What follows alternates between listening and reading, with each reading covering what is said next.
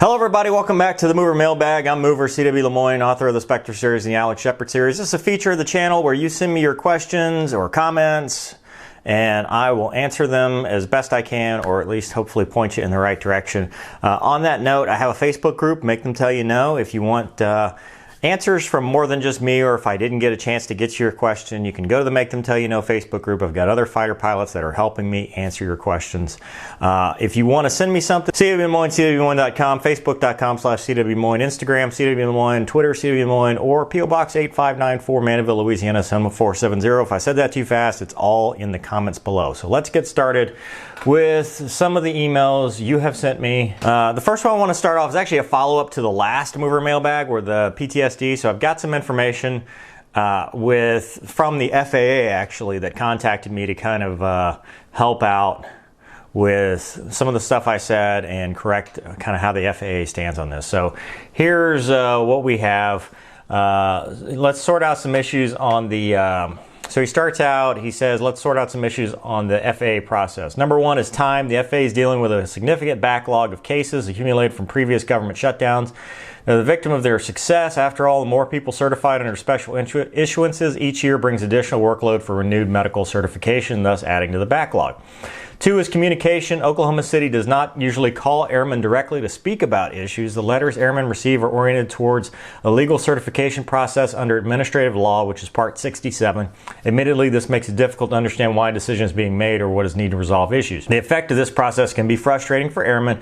It's understandable when someone is upset that after 6 months of process they receive a denial letter, feel like they are back to square one. Additional testing for anything in medical is very expensive. To add insult, the letter uses language that is oriented on a legal process. The system is far from perfect, but you will be glad to know that it's constantly being improved. Good thing.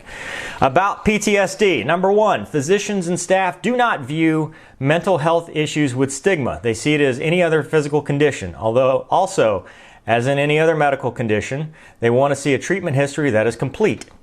Two, declare your condition on the application and take your printed treatment history to your AME for the exam. Be prepared to talk in specifics and be candid. This is how you build confidence from the medical community. Three, some medications are not compatible with flying. You can call your regional office and they will check it with no questions. Four, many airmen obtain medical certification who have PTSD. They were successful because they have been successfully treated or undergoing treatment and are stable and therefore certifiable. Certifiable, like certifiable, not certifiable.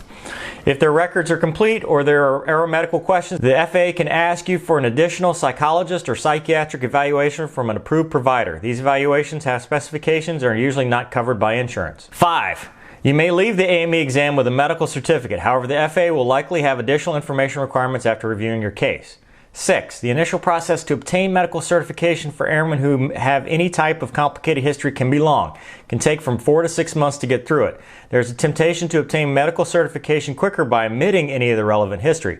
Omission is not successful in the long term. Also, airmen may actually receive a denial letter before they receive final certification. Many people are successful in turning no to a yes. Keep moving forward, i.e. make them tell you no. Number seven, many medical cases need ongoing treatment. The FAA treats these as special issuance medical certificate, where they ask for specific follow-up documents annually. You will get a memo explaining what you need to provide. In your video comments, a viewer states to obtain a SOTA for this condition.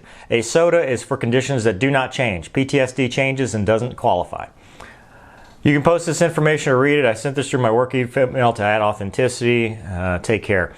So I appreciate Dan for sending me that. I hope that clears up the PTSD stuff and some of the stuff I said. Always looking to have the correct information on the channel, so I hope this helps whoever needs the information and whoever's thinking about it. The bottom line with mental health, get help. Don't ball it up. Don't keep it inside. It's better to get it treated and to get better than it is to keep it inside and have it affect you negatively. It's just, if you need to talk to somebody, please do. That's my biggest foot stomper on this, is just get the help you need. Don't worry about your career. Get the help you need, and once that's done, you can make them tell you no, and then we can worry about getting you your medical and getting you flying again. So anyway, enough on that. Let's go to the next question. All right, this comes from Gavin. Gavin says, hello, Mr. Lemoyne. Thank you for the informative videos on your channel. I can see how they're making a large positive impact on the community. I have one question. Would it be considered bad to apply to more than one A&G base, that's Air National Guard? At the same time, I have a few bases in mind, but I wanted to ask you first. Thank you. Nope. Apply to as many as you can. Throw spaghetti at the wall and see what sticks. You are under no commitment to any one unit until you sign the dotted line and have that pilot slot. They don't expect you to just apply to one. I mean, obviously, if you tell them you're my number one choice, absolutely, but it's a two-way street. It has to be a fit for you and a fit for them. So absolutely apply to as many as you can and take the best offer that you can. Don't just stick to one. Next question. All right, this comes from Carl. Hello, and thanks for a very interesting YouTube channel. I started following your YouTube channel during 2019. Since I'm born in the 80s, I fell in love with the looks of the Tomcat thanks to Top Gun. I don't have any experience in the military other than finding military jets dang cool, just like most boys do. I do, however, have a few years of military experience with my country, Sweden, primarily in the form of infantry, recon, and boat driver. That's pretty cool. In the amphibious battalion, that's like your Marines, where we had some support from prop aircraft. In any case, my question relates to how you know or can find out why the Tomcat does not serve in the Air National Guard or Reserve. From an outside and novice, it seems as if the Tomcat got retired hastily and a surprise none of it kept on active duty or alternative roles. I don't know what SOP is for retiring aircraft or keeping aircraft in the Air National Guard. Could be a perfectly natural explanation. From what I've read around on YouTube and the internet, the Tomcat seemed to have been a very capable aircraft and speculated that maybe there was politics behind Grumman and McDonnell Douglas. I'm just curious if you have any inside information on this topic. You're a military aviator yourself. Not sure if the actual question was clear, sorry, but basically how come the F-14 was retired seemingly hastily? I've seen F-4 Phantom still in the Guard on YouTube, which is even older aircraft than the F-14. Many thanks. Also for your Fighter Pilot podcast, would it be possible to film yourself and your guests on YouTube videos similar to the Jocko podcast? It's great and interesting to see the body language, facial expression podcast, and many podcasts more interesting. Seriously, Carl. Carl, I don't have a Fighter Pilot. That's a different channel. When I do interviews, typically it's either via Skype or in person, although I have had a couple or one or two phone interviews, but typically we do that in person. To answer your other question, Air National Guard is Air Force, so the F-14 has never been in the Air Force. Why it didn't go, it probably comes down to support. You know, the Hornet is in the Navy Reserve because they still have support for the aircraft, and they've transitioned to the C model. The F-14, once it was retired active duty wise and replaced, there was just no reason to keep it around. I don't know specifically why they didn't bring it to the Navy Reserve, but I'm sure it comes down to everything else, which is money, just money and keeping it airborne. And the Super Hornet is much more capable now with its radar, and you don't need a Rio anymore. So good on. Thanks for the question. Next question. All right, this next question comes from Luke, and Luke says, hey Mover, I know this is an open-ended question, but what is life when you fly in the airlines and the Guard? Any pearls of wisdom would be appreciated. Sincerely, Luke. Oh boy, so it's tough. I am one of the few idiots that does the double commute, so I commute to both my airline job and my reserve job. The people with the greatest amount of success are the ones that live either in domicile for their airline and commute to their military job, or live where their military job is and commute to their airline job. I think if you had to pick one, it would be live with your military job and commute to your airline job, although if you could live with both, that would be amazing. It is tough. It is not an easy thing to do because you have minimum requirements to maintain currency in your fighter squadron as you go fighters. So you're going to have to stay on top of that, and the airline's also going to want their pound of flesh from you, in the flying schedule. So you do have what's called USERA and military leave of absence that allows you to drop trips or drop parts from your schedule for the airline side so that you can go do military stuff without any penalty or recourse or anything like that. It is definitely hard flying two different aircraft at the same time. I'm not going to, it's something that as a young guy would be tough. Experienced and seasoned, and you've been in the jet for a while and you've done it for a while, is where it's a lot easier because you have that experience, you have that law of primacy, the first thing you learn to fall back on, and some of it's just muscle memory at that point and just refreshing your memory. I would not recommend it for someone who is inexperienced in the aircraft because you'll never be good.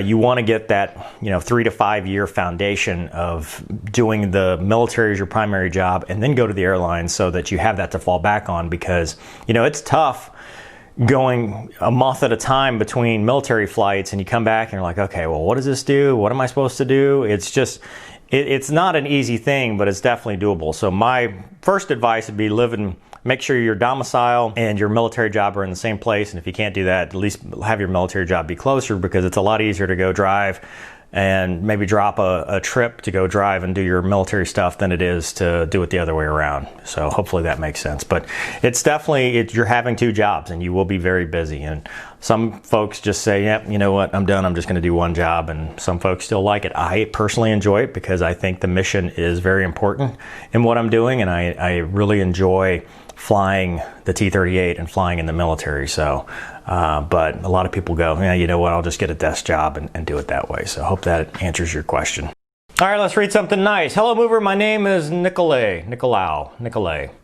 I'm an architect from Romania, and I recently found your YouTube channel. I'm not going to keep you for too long. I only wanted to congratulate you for the work you've put in, all the things you have achieved. I mean, writing books, flying both as military and commercial pilot, law enforcement, social media activity, it's more than impressive. And for being such a great guy, which is visible in the way you talk to people who seek information and inspiration.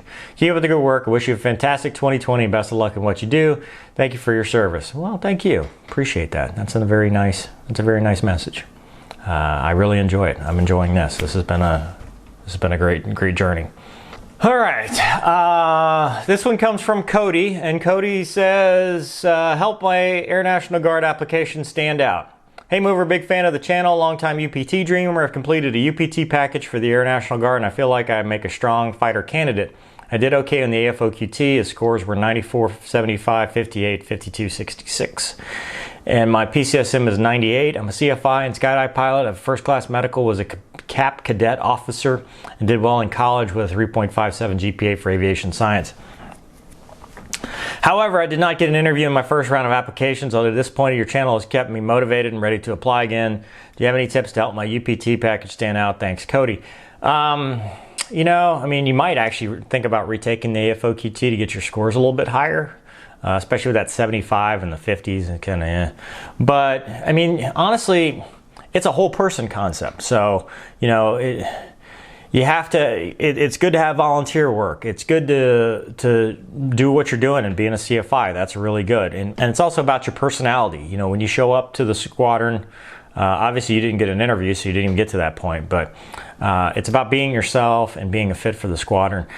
You're gonna get no's. People are gonna say no, and all you have to do is just keep applying. Apply to everywhere. Don't be specific. Just apply. Apply to heavy units, apply to active duty, apply to the Navy. Serve your country first. Don't worry about a fighter slot at a specific place. Just get your foot in the door and have a good attitude and get there. So my advice is just keep applying. I mean, that's really all you can do. There's no silver bullet. I mean, it's all about luck and timing in this profession. So sometimes they had more qualified applicants and you didn't get a call. But also, very important, read the instructions. Attention to detail is huge. If they want an application in a very specific format, give them that. Don't give them something, you know, a book with frou-frou binders and all that stuff. Give them what they ask for, because attention to detail is important. And if you give them all the extra crap that they don't want, it's probably going to end up in the trash can. So just make sure you're exactly complying with their application instructions and apply to as many as you can. That's all you can do. So that'll do it for today's Mover Mailbag. If you've got a question, CW Lemoyne, CWLemoyne.com, or Twitter, CW Lemoyne, Instagram, CW Lemoyne, or you can get me on Facebook, CW Lemoyne. If you got a question for the group, Facebook.com/group/make them tell you no. And also, if you have a question for the group that not necessarily comfortable asking in public, you can email it me and I will post it for you and try to get some answers from, because we've got Army, Navy, Air Force, Marine. We've got all the different branches and walks of life that can help you answer your questions. So we're just trying to cooperate and graduate. And we've actually got people that have gone through the pipeline that can help answer. So I highly encourage that. So anyway, send me your email. Thanks for being a fan of the channel. Thanks for watching the channel. I appreciate everyone, and I will see you next time. Excuse me. Oh, no. Oh! Meant a lot of that.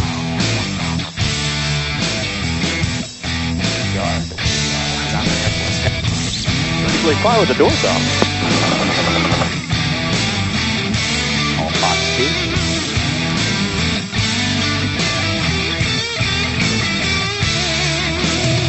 be a douche. That's rule number one. Make them tell you no.